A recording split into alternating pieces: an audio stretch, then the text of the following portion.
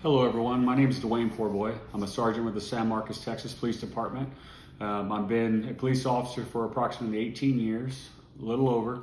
I'm currently assigned as the sergeant over the Special Investigations Unit, which is targeting violent offenders, trying to be proactive and get them before they actually commit a violent offense. Okay, so how has working in criminal justice affected my mental and emotional health? Well, I think it depends on a lot. There's been times that it's devastated me. Unfortunately, I've lost two of my friends who actually were killed in the line of duty, and then I've had a couple other friends that were injured. One of them had a traumatic brain injury and was unable to continue work. And that was really hard to see because he was my first criminal investigation division detective partner. Him and I worked together while I was there. And to see him barely be able to communicate, it was really difficult. So I've learned how to do this over the years, but needless to say, it's been a process. Our department, how does it support the mental health of its employees? I think they do a great job because there are lots of opportunities for us to seek help.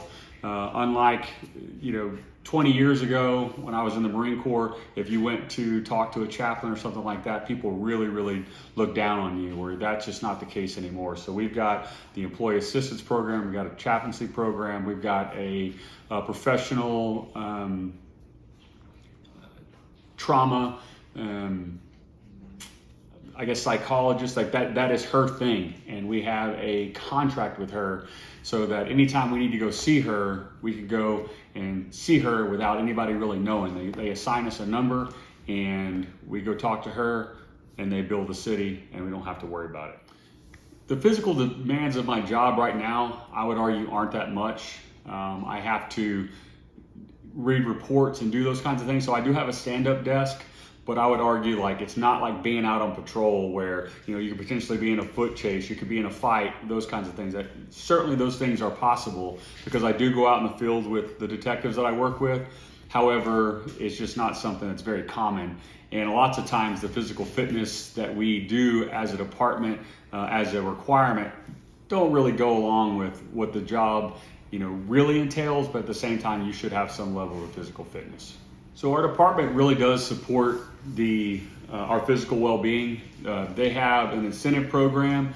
So every year we have to take a physical fitness test and we have to score a certain amount. The good news is that if you get 70 to 90% on the row test or whatever other physical fitness tests that they allow, most people do the row, then you get $500 for 70 to 90%. If you get 90 to 100%, then you get actually $1,000. So they incentivize it in that way. They also provide us time to work out while we're on duty, whether we're in a criminal investigations division or we're on patrol or anything like that. They do allow us time, paid time, to actually work out, to be in shape.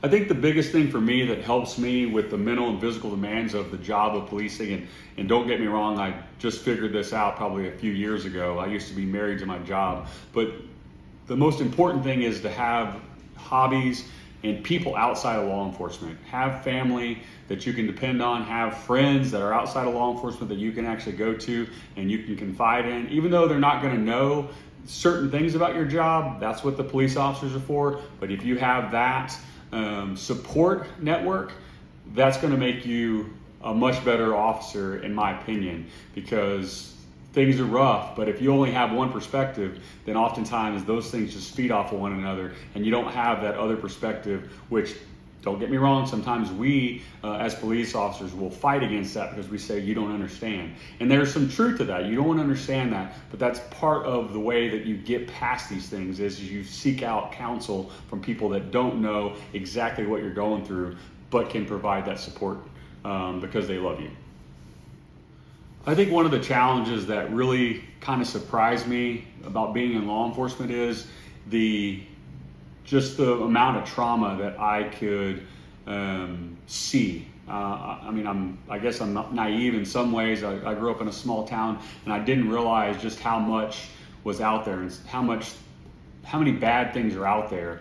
And unfortunately, I believe I mentioned in one of the other clips, I have lost two of my friends that were killed in the line of duty, and I've lost another friend that was a partner of mine. I didn't expect that. But I also didn't expect the amount of support that the community has given us on the one hand, and then on the other hand, it's also surprising kind of the political landscape has also surprised me. I never want anybody to follow the police blindly. However, some of this stuff just doesn't make sense as far as trying to get rid of the police. And the reason I say that is that I just couldn't imagine a world where you couldn't call if you were in trouble.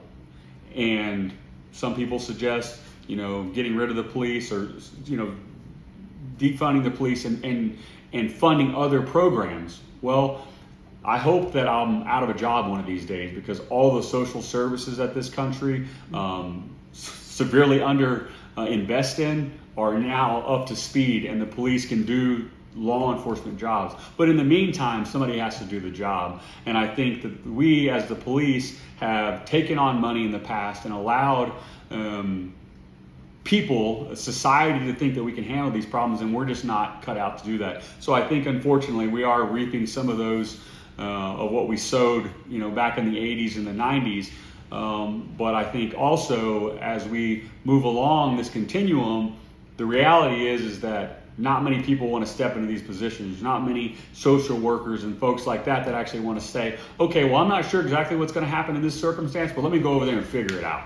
There's just a lot of unknowns, and so I think we have a lot of work to do, but I also think that we're on the right track. And as long as we use evidence-based practices, which do exist, I think we have a much better opportunity to turn this around and to bring back the respect that law enforcement has had in the past, despite its kind of shady history. I think that we can do good work, and I think it's worthwhile, and I hope that we can go along that path.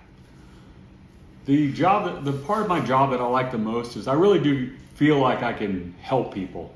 And now as a supervisor, I feel like I can really multiply my influence by creating an environment for the guys that currently work for me. I don't have any ladies working for me now, but the folks that work for me, I want to make sure that they have every opportunity to have a positive impact. And it is really just an amazing feeling to know that I tried to do good, but now I can actually have these other folks do what I only could dream of. I could only do, I'm only one person, but now that I'm a supervisor, I feel like it's a much better opportunity for me to kind of spread that out and give them an opportunity to impact society in a positive way.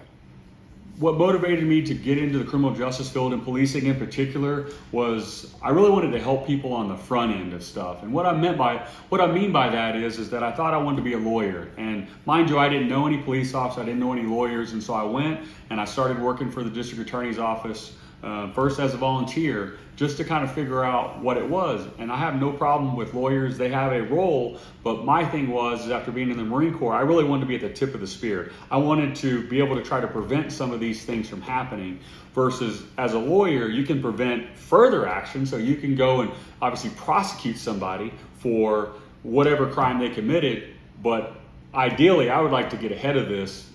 And that's why I continue to do what I do.